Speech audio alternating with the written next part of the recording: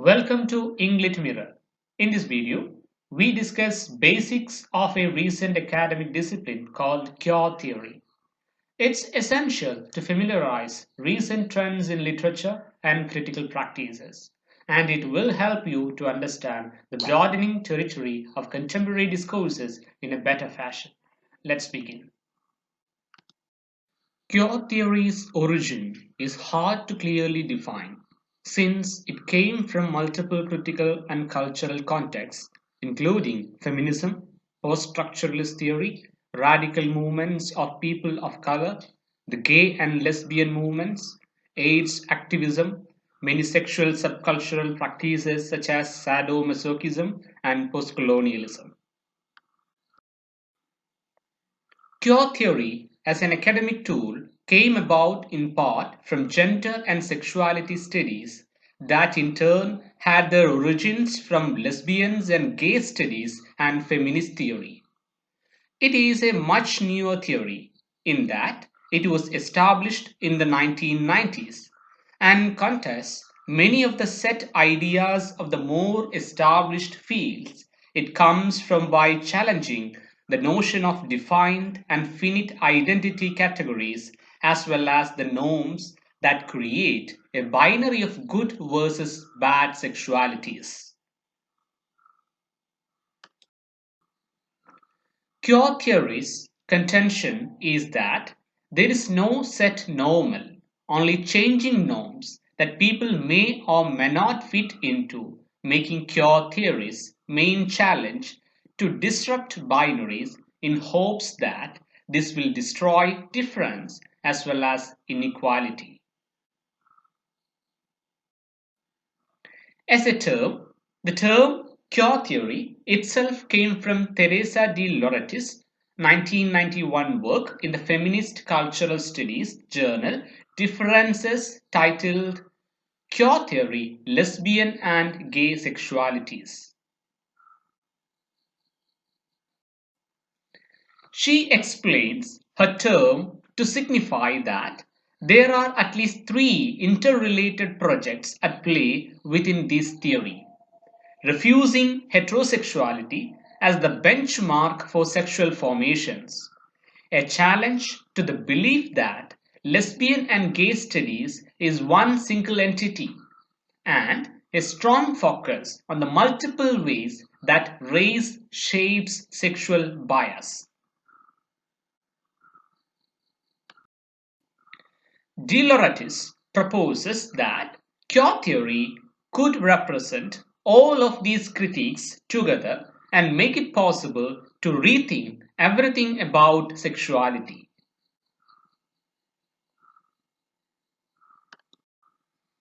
It is important to remember the speculative framing of De Lauretis' coining of the term, since the rapid institutionalization of queer theory has tended to conceal the fact that, insofar as it espouses no systematic set of principles, has no foundational logic or consistent character.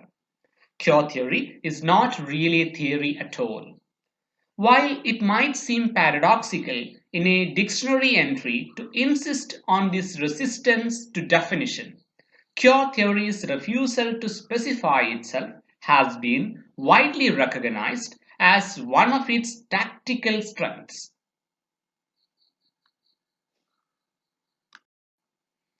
Resisting defining itself in relation to any specific material content, queer theory might be thought of less as a thing than a definitional field or network, a zone of possibilities in which the embodiment of the subject might be experienced otherwise. Since queer's opposition to the normative is its one consistent characteristic, it has the potential to invent itself endlessly, reformulating whatever knowledges currently constitute prescribed understandings of sexuality.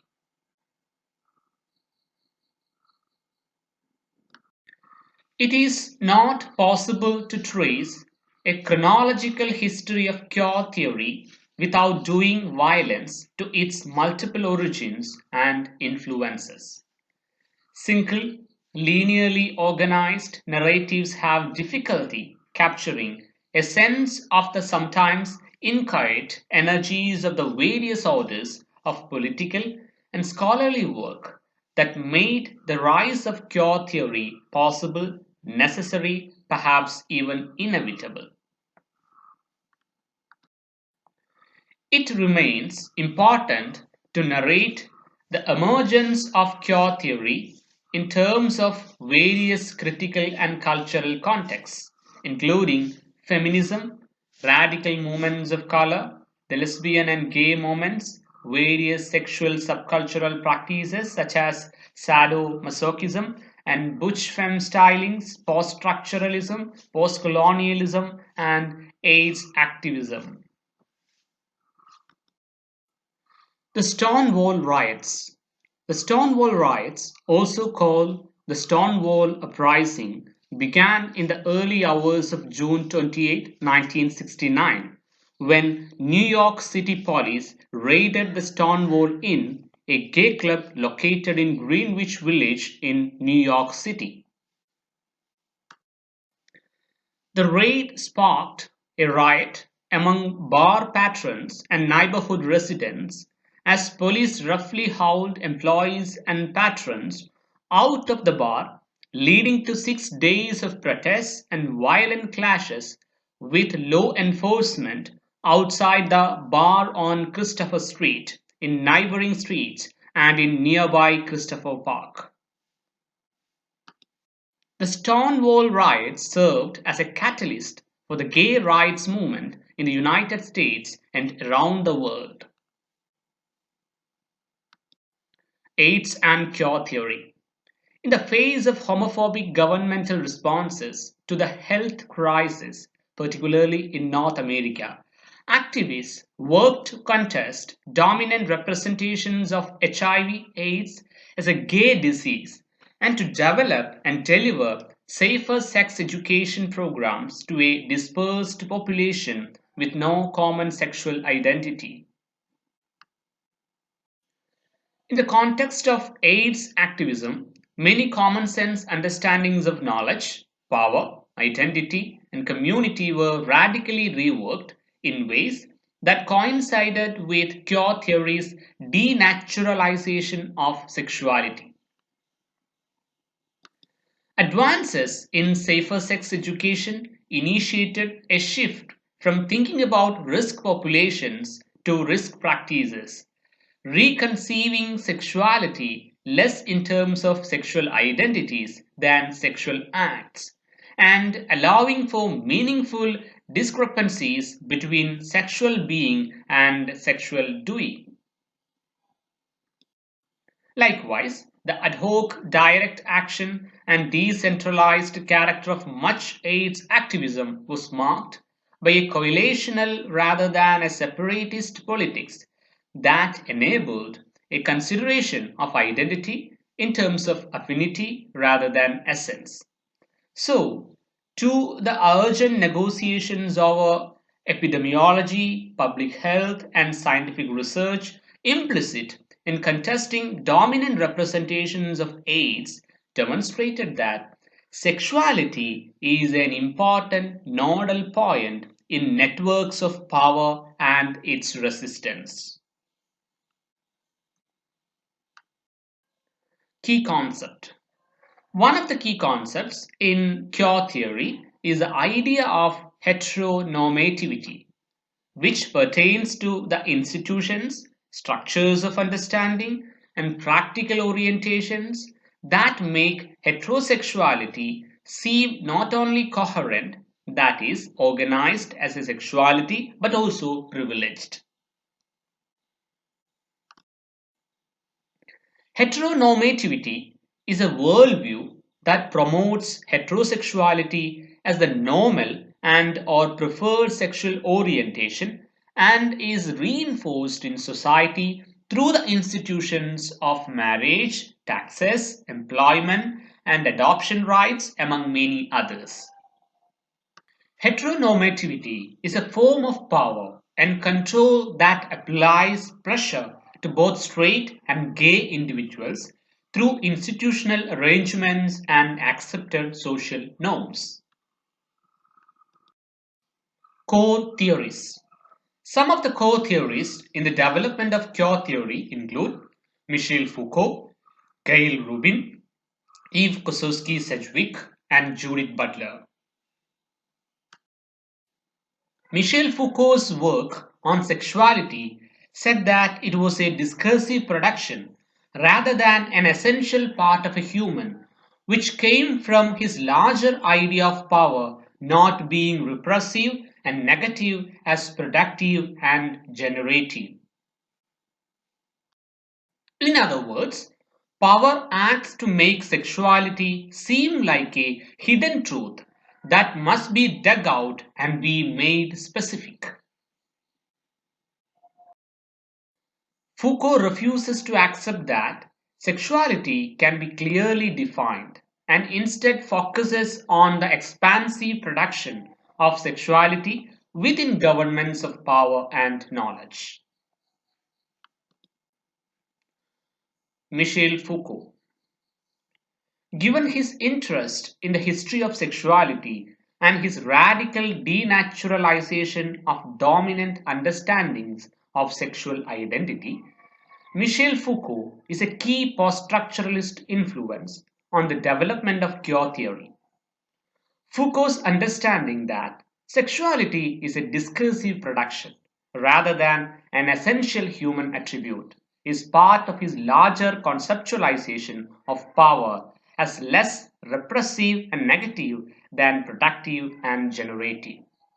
That is, rather than characterize power's operation as suppressing our free sexual expression, this misrecognition of power's operation is so widespread that Foucault refers to it as the repressive hypothesis.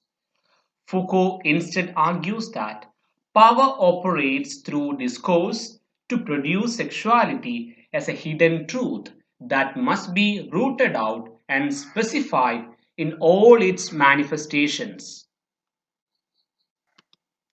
Foucault refuses the idea that sexuality can be authoritatively defined, focusing instead on the discursive production of sexuality within regimes of power and knowledge.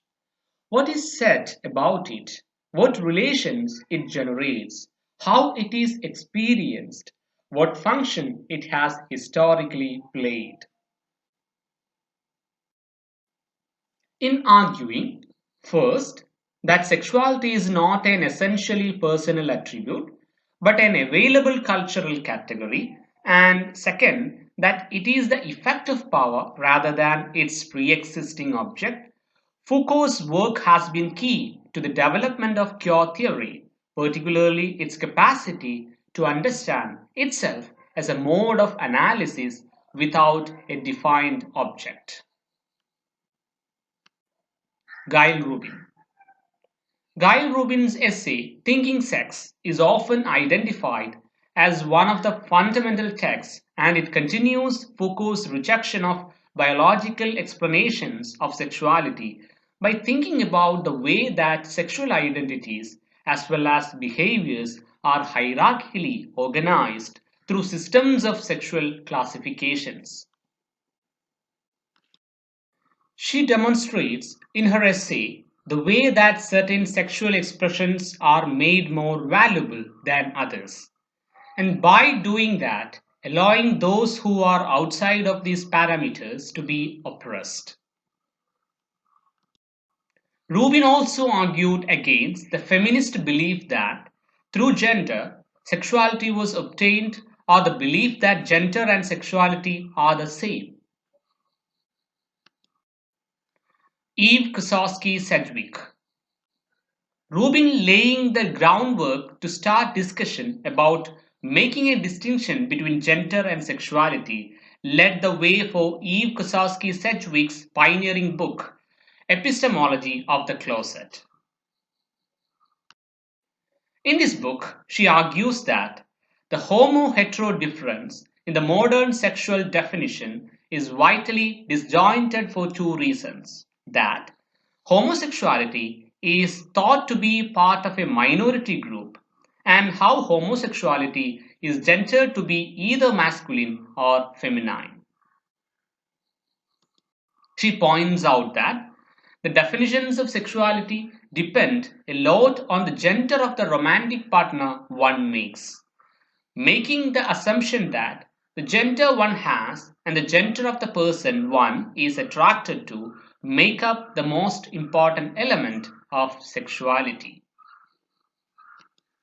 Sedgwick's examples of sexual variations that cannot be put into the discrete locations created by the binary set between heterosexuality and homosexuality give room to further analysis the way sex gender identities are shaped and thought about. Adrienne Rich's essay. Adrienne Rich popularized the phrase compulsory heterosexuality in her 1980 essay Compulsory Heterosexuality and Lesbian Existence. Rich, who died in 2012, was a prominent feminist poet and writer who came out as a lesbian in 1976. In the essay, she argued from a specifically lesbian feminist point of view that heterosexuality is not innate in human beings, nor is it the only normal sexuality, she said. She further asserted that women can benefit more from relationships with other women than from relationships with men. Compulsory heterosexuality, according to Rich's theory, is in service of and emerges from the subjection of women to men. Men's access to women is protected by compulsory heterosexuality. The institution is reinforced by norms of proper feminine behavior. She proposes instead that sexuality is on a lesbian continuum. Until women can have non-sexual relationships with other women and sexual relationships without the imposition of cultural judgment, Rich did not believe women could really have power, and thus feminism could not achieve its goals under a system of compulsory heterosexuality.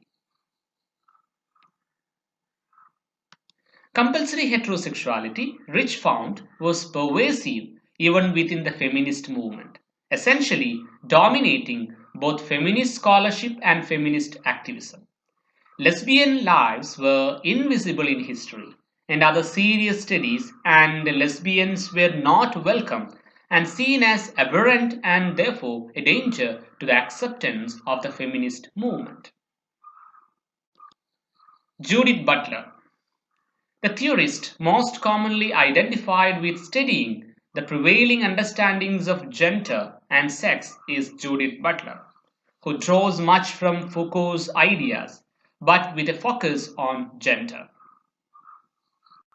She argues in her book Gender Trouble that gender, like sexuality, is not an essential truth obtained from one's body, but something that is acted out and portrayed as reality. She argues that the strict belief that there is a truth of sex makes heterosexuality as the only proper outcome because of the coherent binary created of feminine and masculine, and thus creating the only logical outcome of either being a male or female.